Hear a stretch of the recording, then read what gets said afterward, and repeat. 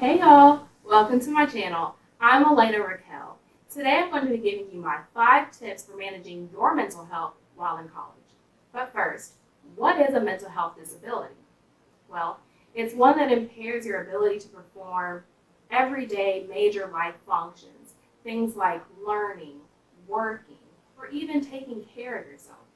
And as it applies to the educational setting, a mental health disability adversely affects your academic performance. There are a number of studies that demonstrate that students who have psychiatric disabilities are more likely than students who do not have psychiatric disabilities to drop out of school. But a mental health diagnosis or issue does not mean that you can't go to school, that you can't earn that degree, or that you can't achieve whatever goals you have set for yourself. So let's get into it. Tip number 1, do your homework on the school. Where is it located? Maybe your family lives in one place and you want to make sure that you are close to them because they are a solid support system for you.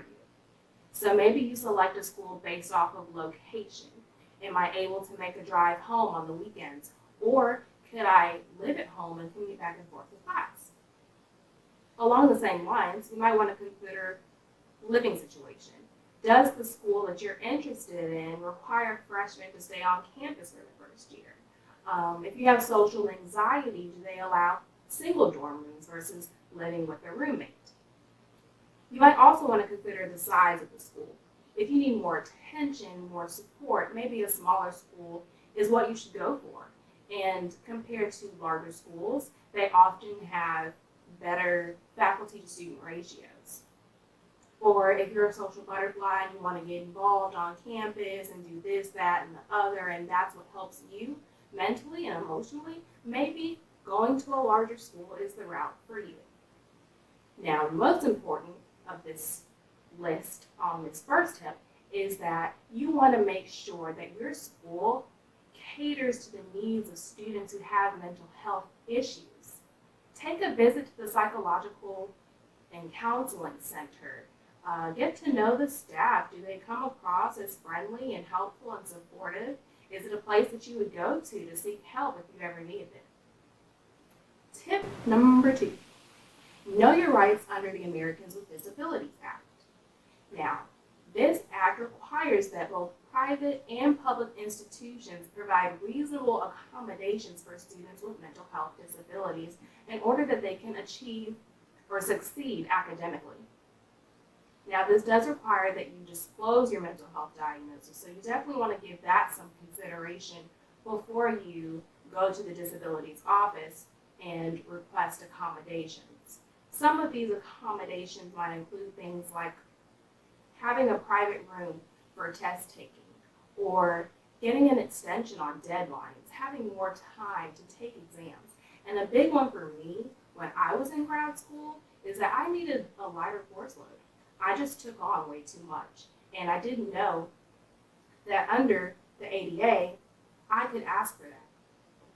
Tip number 3, build your support system. Now, when I was an undergrad, I went to school hundreds of miles away from my family and friends. So, in addition to calling them constantly because I had high anxiety, I also joined clubs, joined groups. People who thought like me, acted like me, just like-minded, kind of had similar goals, similar interests. Make sure you have those people and that you're comfortable sharing what you need with those people. Letting them know, hey, I'm not okay. Can you be there for me? My 4th tip, have a plan, both a self-care plan and a crisis plan. So your self-care plan should be one that keeps you healthy. It keeps you grounded. So you want to make sure that you're eating right, that you're getting sleep, that you're exercising, that you are not taking on too much more than you can handle. And put it in a calendar, put it in your planner, somewhere where you can see it and hold yourself accountable for it. They've got apps that you can use to track your moods, to track your eating, to track your exercise. Take advantage of those things. And you also want to have a crisis plan. If you have a diagnosis or have experienced a traumatic event like I have, you might want to have a crisis plan so that you can share that with your support system and your loved ones. And it's basically a document that says, hey, these are the signs that indicate that something is not right. I'm not sleeping, I'm not eating, I'm withdrawing. And that can give an opportunity for those people who are in your support system to step in and help. In your crisis plan, you can tell them how they can help by checking in on you, calling a certain member of your family or a very close friend to come and stay with you, or you might put in there what hospital you might want to be taken to if you were to have a crisis occur. And my fifth and final tip, you definitely want to look into your school's leave of absence policy. Now, some schools have restrictions on how many times you can apply for an emergency or hardship withdrawal. They have different names for it, but some of them have limits on how many times you can apply.